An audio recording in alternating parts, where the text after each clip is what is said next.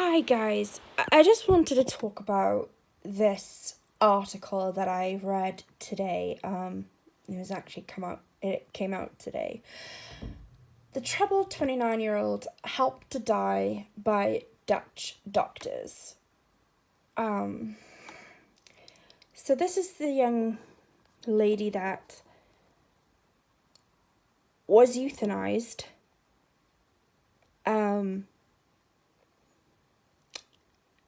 In January. Young Dutch woman drank poison supplied by a doctor and laid down to die. Her death was sanctioned by the state, but Oriella Brouwers was not terminally ill. She was allowed to end her life on account of her psychiatric illness. Well, that illness was borderline personality disorder. So apparently we can actually opt for euthanasia because of BPD. I don't know how to feel about this. Well, I don't like it. I really don't like it. It's hard to imagine. I've been suicidal. I've been there. I've tried to kill myself. But if I was going to kill myself, it would be purely impulsive. It would be like a snap decision. It wouldn't be planned out. It wouldn't be thought out.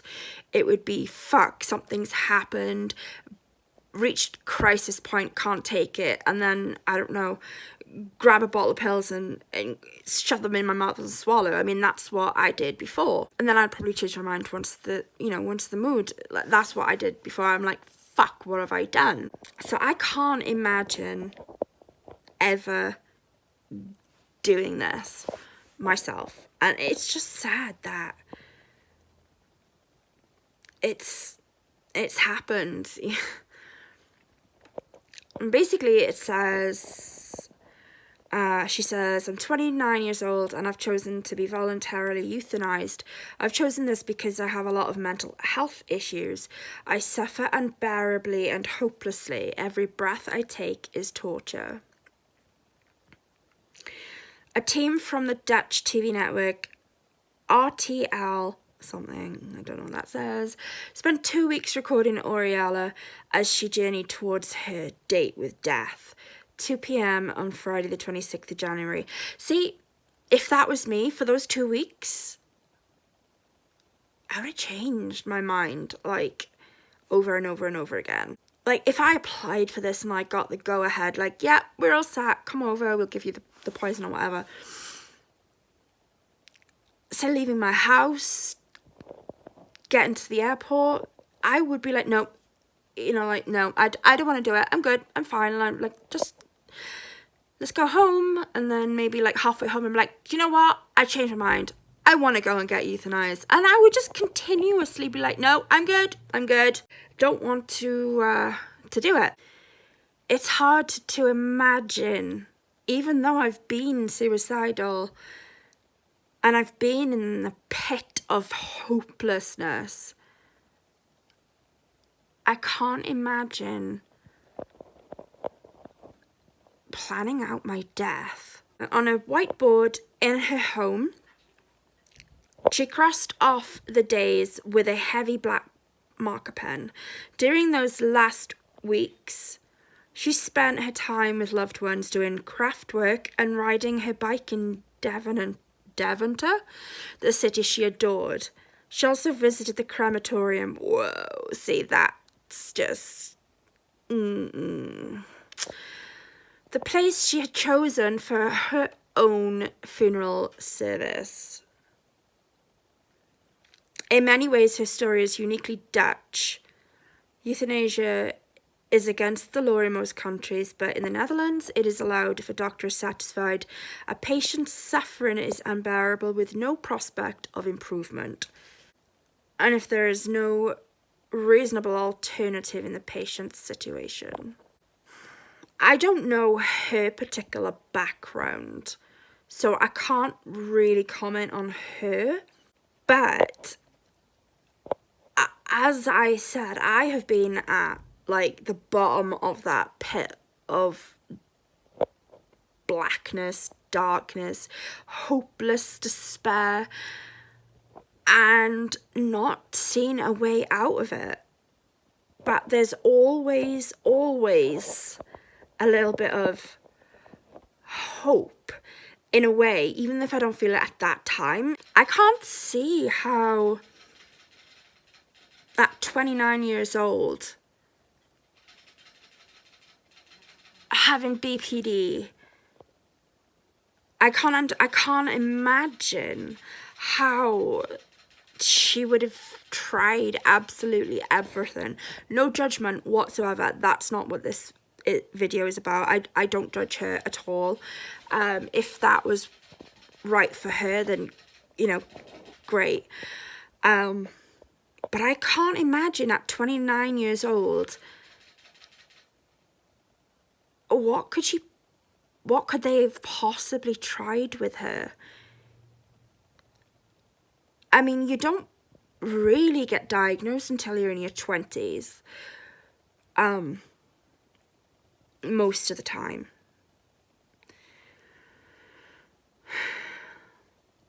They're always bringing out new therapies, new drugs. I know nothing can, and I'm not saying like something is going to like magically make her better, but like, I just don't understand how at 29 years old she's had enough time to like try every single drug, or every single drug combination, or every single therapy out there to see if she could become better. I don't understand what no prospect of improvement. Surely there was a prospect of improvement. I mean, there's so many drugs out there and drug combinations you can use. These criteria may be more straightforward to apply in the case of someone with a terminal diagnosis from untreatable cancer who is in great pain. And the vast majority of the 6,585 deaths from euthanasia in Holland in 2017 were cases of people with a physical disease, but 83 people were euthanized on the grounds of psychiatric suffering. So these were people like Oriella, whose conditions were not necessarily terminal. Oriella's wish to die came with a long history of mental illness. When I was 12, I suffered from depression, and when I was first diagnosed, they told me I had borderline personality disorder. She says other diagnoses followed: attachment disorder, chronic depression, I'm chronically suicidal, have anxiety, psychosis, and I hear voices. Those are all symptoms of borderline personality disorder. Oriella's doctors would not endorse her request for euthanasia, so she applied to the End of Life Clinic in The Hague. This is a place of last resort for those whose applications have been rejected by their own psychiatrist or GP. The clinic oversaw 65 of the 83 deaths approved on psychiatric grounds in Holland last year, though only about 10% of psychiatric applications are approved, and the process can take years. The psychiatric patients we see are younger than others. So it's just crazy to me that she's 29. And she was diagnosed when she was 12 with depression. Oriella is an example of a very young woman, and that makes it harder to make the decision, because in those cases you take away a lot of life. During her last 2 weeks of life, Oriella was often distressed and had self-harmed. I'm stuck in my own body, my own head, and I just want to be free. I have never been happy. I don't know the concept of happiness. Well, I know how that feels. She was really not as stable during the day. Remember Sander Paulus, the journalist who spent much of the last fortnight with her? He just felt there was a lot of pressure in her head. She didn't speak that well anymore, except when we talked about euthanasia. She was very clear on that. But does clarity mean someone has the mental capacity to choose death over life? According to Dutch law, a doctor must be satisfied a patient's request for euthanasia is voluntarily and well considered. I mean, there's a lot more to the article. There's pictures of her as well. How could anybody know that her death wish was not a sign of her psychiatric disease? That's my argument as well. Like, before it became legal to be able to decide on euthanasia because of a psychiatric illness, like, if you've got cancer or motor neurons disease, or something like that, you have to be found like corpus mentis, sound of mind. You have to prove that you are rational, you are stable, and none of your thoughts are disordered, like distorted. There's nothing wrong up there. Like, that's what you have to prove to get the go-ahead for it, if it's a physical disease. Like, I'm not slagging us borderlines off, but I can't ever imagine, I can never think of myself as a rational person and sound of mind. Like, and I say that not because I think, like, I'm retarded or something like that. I think that because my personality changes all the time. Like, from one minute to another, like, I can be someone else. And with that new personality, I mean, sometimes I visit, revisit other personalities. But each personality has an opinion, and each personality has likes and dislikes. Each personality agrees with certain things or disagrees with certain things.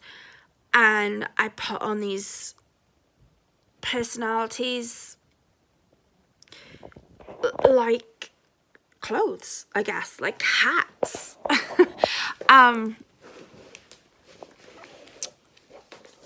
And it's not by choice. It's just, I don't know who the fuck I am. Like, from one minute to the next. I can tell you my name. My name's Chrissy. I can tell you where I live. I can tell you who my family is.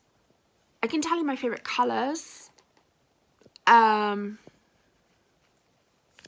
really the only things that has really ever been a personality trait that stays with me is animals, like, and in particular rats. Like, they've always been me. For me, rats is my symbol. It's who I am. That's why I call myself the borderline rat lady.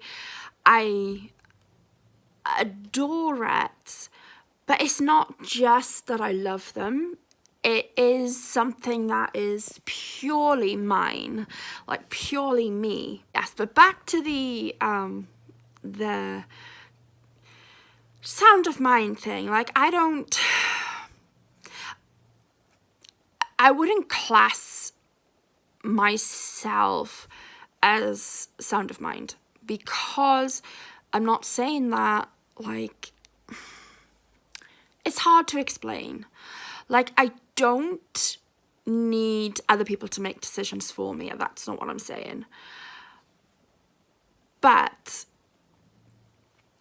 because my moods change so often, because my personality changes so often, and like when I'm manic, things happen. Like, I'll do something when I'm manic, and then I'm like, why, when I'm like no longer manic, I'm like, why the fuck did I do that? Like, so impulsive.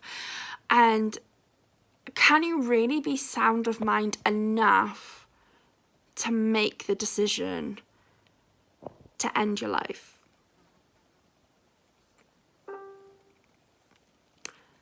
Honestly, I don't think that I could be. If it was me and I made that decision, I would not class myself as sound of mind. And that is what you used to have to prove. But if you've got a psychiatric illness, and a complex psychiatric illness, a serious psychiatric illness where you're unstable moods, unstable